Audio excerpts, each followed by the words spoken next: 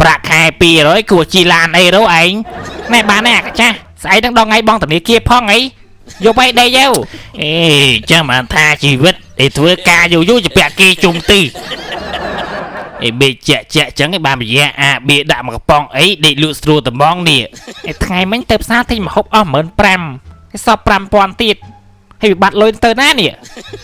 ឯសង្សារចាស់នឹងយកលុយហ្នឹងហ្មងណែឯងអាតាញ់អើយឯងយកលុយខ្ញុំមែនទេ5000ណាហ៎ខ្ញុំឃើញឯងទិញស្រាពីកំប៉ុងថ្ងៃមិញឯងយកលុយខ្ញុំមែនទេ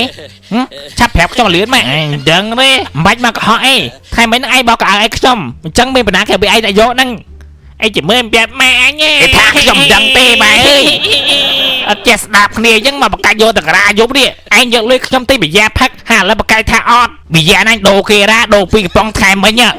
អញ្ចឹងលុយខ្ញុំបាត់តាណាចុះអាណាដឹងទៅអត់ដឹងទៀតទេជំងាញ់ឆែកមើលអាតាញយអាតាញយណែលីអូឯងខំបាត់លឹងប្រហែលខែទេតែពុតយកលីអូឯងស្លៀកសោះអាខ្ចាស់ស្បែកតែលីអូពុតឯងក៏លុយយកស្លៀកដែរតែតំបន់តែលុយទៀតហ៎ជំងឺតែរកឃើញលុយហ្នឹងត្រូវអាខ្ចាស់ញយឯងអាតពេកហ្នឹងលាក់លុយទៅណាអញសរសេរដាក់ក្នុងខ្នើយហ្នឹងហ្មងនេះ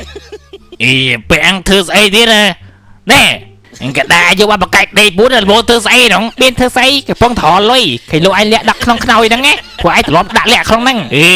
ម៉ែអីក៏ម៉ែលោកអាឡូជីបែថាលុយហ្នឹងអញតែយកមិនប៉ុណ្ណឹងចាប់រឿងនៅ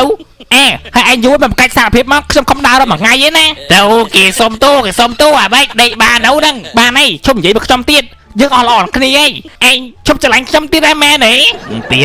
ទៀតអាសាយនឹងទៀតចាំមើលខ្ញុំប្រាប់ម៉ែថាឯងចេះលួចលាក់ទៅអាចសុំទោទៅបងសុំទោណាសុំទោដេកទៅដេកសុំទោដេកបានទៅបងដេកមកលោកដេកដែរជិះអញអាយ៉ាធូងាប់